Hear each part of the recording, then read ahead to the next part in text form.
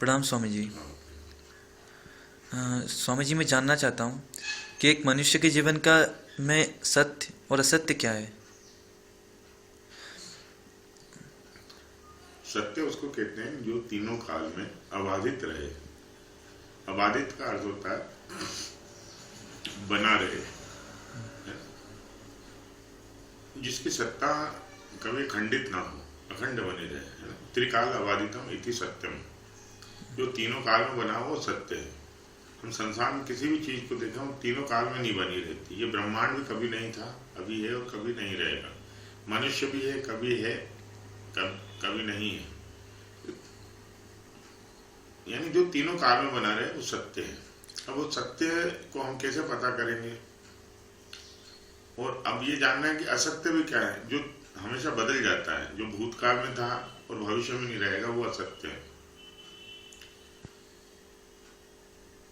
अब ये सत्य दो स्तर पे होता है। सत्य तो एक ही है, इसको हम दो स्तरों पे महसूस कर सकते हैं। समग्र समष्टि के स्तर पर और व्यष्टि के स्तर पर, इंडिविजुअल के लेवल पर और टोटलिटी के लेवल पर, यूनिवर्सल लेवल पर। यूनिवर्सल लेवल पर जब बिग बैंग नहीं हुई थी, सृष्टि की रचना नहीं हुई थी, तब जो सत्ता थी, जिसका अस्तित्व था, और प्रलय के बाद भी जिसका अस्तित्व रहेगा और जिसका अस्तित्व अभी भी है, वो सत्य है। अर्थात ब्रह्म, उसको शास्त्रों में कहा है कि ब्रह्म, जिसमें जगत उत्पन्न होता है, स्थित है, और जिसमें जगत का लय हो जाता है, वो ब्रह्म सत्य है। ब्रह्म सत्यम जगत मिथ्या। और व्यक्ति के स्तर पर वही ब्रह्म कहा गया, अयम आत्मा ब्रह्म, ये आत्मा ही ब्रह्म है। व्यक्ति के स्तर पे आत्मा ब्रह्म है। आत्मा यानी क्या कि हम देखते हैं जागृत अवस्था आती है, चली जाती, स्वप्न आते चले जाते, सुषुप्ति आती चली जाती, बचपन आता चला जाता, जवानी आती चली जाती, बुढ़ापा आता चला जाता, जन्म आता, मृत्यु आता। लेकिन सभी कालों में हमारे अंदर एक बोध रहता कि मैं हूं, सेंस ऑफ आई एम, अपने होने का बोध। एक गेंद है, एक पत्थर है, उसके है ना, वो पत्थर है तो सही, लेकिन उस पत्थर के अंदर होनेपन का बोध नहीं है। जो हमारे अंदर होनेपन का बोध है वो हर अवस्था में बना रहता। सुबह उठने पे हम कहते हैं बढ़िया नींद आई, मैं सुखपूर्वक सोया। तो कोई था जो सो रहा था, कोई था जिसने स्वप्न देखे। ये जो हमारे अंदर होना है, हमारा होनेपन का बोध है, जो हमारा अस्तित्व है, वो कभी भी खंडित नहीं होता, वो सदा बना हुआ है ना। उसमें कभी भी इंटरवल नहीं आता, गैप नहीं आता। मान लो कि हम रात को सोए और सुबह गायब हमारा होना, यानी मेमोरी लॉस हो गया, पता ही नहीं कि हम थे कि नहीं थे, कल क्या देखा, कल तक क्या हमारे क्या अनुभव होते, पता ही नहीं चले। तो इतने विचार आते हैं। अगर व्यक्ति ध्यान करने बैठे तो देखता है कि उसके अंदर सतत एक विचारों का प्रवाह चल रहा है, लेकिन उन प्रवाहों के गहराई में कहीं ना कहीं अपने होने का बोध है, जो कहता है कि मुझे विचार चल रहे हैं, मुझे ऐसे विचार आते हैं, मुझे बहुत सारे विचार चल रहे हैं, है ना। कोई है जो जानता है कि विचार चल रहे हैं। ये जो है हमारा होने का बोध, ये है सत्य। लेकिन ये आच्छादित है, प्रच्छन्न है। ये हमारे मन से, हमारे विचारों से, हमारे देह भाव से ढाका हुआ। इसको हमें पृथक करना पड़ेगा। पृथक करने का अर्थ है इन सबके जो असत्य है, अनात्मा है, उसके साक्षी होना पड़ेगा। तो जब हम अनात्मा के साक्षी हो जाएंगे, मन के साक्षी हो जाएंगे, विचारों के साक्षी हो जाएंगे, तो ये हमारे होने की सत्ता जो है, हमारा होनापन, हमारा अस्तित्व, वो पृथक हो जाएगा, है ना। जैसे जैसे हम मन के प्रति साक्षी होते चले जाएंगे, मन शांत होता चले जाएगा, मन शांत होता चले जाएगा, शनि शनि शनि। फिर अंत में एक ऐसा समय आएगा कि कोई विचार नहीं बचेगा, कोई दृश्य नहीं बचेंगे, अनात्मा में कोई भी टुकड़ा नहीं बचेगा। तब शेष सिर्फ हमारी सत्ता बचेगी। तब हम जानते हैं कि ये सत्य है। भगवान ने गीता में कहा है, ना असतो विद्यते भाव, ना अभावो विद्यते सत्य। असत की सत्ता नहीं है, सत्य का कभी अभाव नहीं होता है। तो सत्य का क्या परिभाषा है? भगवान श्री कृष्ण ने गीता में बोली, जिसका कभी भी अभाव नहीं होता है, वो हमारी आत्मसत्ता। शास्त्रों कहा ये आत्मा ही ब्रह्म है ना।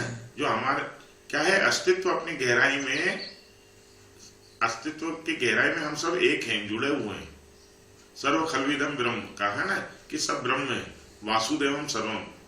हम ऊपर ऊपर सतही स्तर पे तो पृथक हैं, भिन्न हैं, लेकिन अस्तित्व की गहराई में हम एक हैं। जैसे सभी लहरों के पीछे एक सागर है, इसी प्रकार हमारे सभी की सत्ता के पीछे एक ही सत्ता विद्यमान है जिसको ब्रह्म कहा है, वही सत्य, उसका कभी अभाव नहीं होता है, वो सदा थी, सदा है, सदा रहेगी, वो शाश्वत सत्ता है। इसका कभी जन्म नहीं होता, अजो नित्यम शाश्वत है, ये नित्य है, इसका कभी जन्म नहीं है, सदा शाश्वत है, यही सत्य है। इसको जानने का उपाय है अपने मन के साक्षी हो जाना, मन और बुद्धि के। अच्छा स्वामी जी, जैसा अभी आपने कहा साक्षी हो जाना, तो ये साक्षी हो जाने का क्या अर्थ है? अभी अभी हम साक्षी नहीं है। पहली चीज तो हमें समझना है कि हमारा मन के साथ तादाद में, अभी हम अहंकार के स्तर पे जी रहे हैं। आज जो मनुष्य के सारे दुखों का कारण है, पूरी दुनिया जिसके कारण दुखी है, वो है अहंकार। अहंकार का अर्थ है मैं कुछ करता हूँ और मैं कुछ अनुभव करता हूँ। साक्षी कुछ करता नहीं। साक्षी का अर्थ है जो देखता है, गवाह है, जो दृष्टा है सब चीजों का। किस चीज का? मन और बुद्धि का। अहंकार कहाँ पैदा होता है? मन में पैदा होता है। अगर हम मन के साक्षी हो जाते हैं, मन के दृष्टा हो जाते हैं, कोई भी विचार आए उसको देखो, कोई भी भाव आए देखो, ये देखने का हमारा एक स्वभाव बन जाए। अभी क्या होता है, हम विचारों से घेरा तादात्म्य कर लेते हैं। दृष्टा दृश्य संयोग है हेतु, तो दृष्टा और दृश्य यानी मन का और हमारा एक आपस में तादात्म्य हो गया गहरा, वही हमारे दुखों का कारण है। अगर हम उसको देखें, विचारों को देखें, तो हमारा तादात्म्य टूट जाएगा, पृथक हो जाएंगे। साक्षी पृथक हो जाएगा, आत्मा पृथक हो जाएगी, और अनात्मा जो मन है, चित्त है, वो पृथक हो जाएगा। तो साक्षी होने का अर्थ है अपने विचारों का और अपने emotions, thoughts and emotions. Mind का जो मेकअप है वो थॉट्स और इमोशंस से मिलकर बना हुआ। इमोशंस लेके पैदा होते हैं हम इंस्टिंक्ट के रूप में, और थॉट्स हम अक्वायर्ड करते हैं सोसाइटी से, लैंग्वेज के रूप में। तो माइंड थॉट्स और इमोशंस के रूप में कार्य करता है, और जब हम इसके साक्षी हो जाते हैं, अर्थात इसको देखने लगते हैं, हम एक स्वभाव बना लेते हैं कि हम जो भी कर्म करें सतत जागरूक होकर करें मन के प्रति, अपने विचारों के प्रति। तो मन शांत हो जाएगा। तब हम वर्तमान में रहकर, प्रेजेंट में रहकर, है ना, इसी क्षण में जीकर कार्य करेंगे। तो मन के दृष्टा होना, मन के साक्षी होना, मन को देखना ही साक्षी होना। और ये साक्षी ही आत्मा। अष्टावक्र गीता में कहा है कि इस मन के साक्षी होकर तुम मुक्त हो जाए। बंधन का कारण यही है कि हम साक्षी नहीं है। Unobserved mind is cause of sorrow. हम मन के साक्षी नहीं है। अगर हम साक्षी हो जाएं तो दुखी नहीं रहे। दुख का कारण ही है साक्षी का न होना। साक्षी की अनुपस्थिति दुख है। अच्छा जी, आप मुझे साक्षी होने का कोई सरल प्रक्रिया बता सकते हैं जिससे मैं अपनी व्यस्त जीवन में सरलता से ला सकूं? एक बात सबसे जरूरी समझना, महत्वपूर्ण, कि हम अभी साक्षी नहीं है, हम अभी सोए हुए हैं। ठीक है। साक्षी होना हम जन्म के साथ लेकर नहीं है। साक्षी को हम पुरुषार्थ से पा सकते हैं। हमारे अंदर पोटेंशियलिटी है, हमारे अंदर बीज रूप से साक्षी मौजूद है, लेकिन अभी वो पूरी तरह से अनावृत नहीं हुआ, पूरी तरह से विकसित नहीं हुआ है ना। विकास की सारी प्रक्रिया ही उस साक्षी को जन्म देने के लिए, सृष्टि की सारे विकास की प्रक्रिया उसी के लिए। तो साक्षी होना हमें सीखना पड़ेगा। ये एक तरह की शिक्षा है, एक तरह की लर्निंग है। तो कैसे होना, आपने पूछा कि सरल प्रक्रिया क्या है। सरल प्रक्रिया इसकी ये है कि सबसे पहले अपनी सांस के प्रति जागरूक हों। सबसे सरलतम उपाय। सांस अपने आप चल रही, हम नहीं चला रहे, हम ले नहीं रहे। सांस हमारे द्वारा की गई कोई क्रिया नहीं, प्रकृति द्वारा संपादित क्रिया है। तो सांस अपने आप चल रही, तो हमें कुछ नहीं करना है, इसके प्रति जागरूक होना।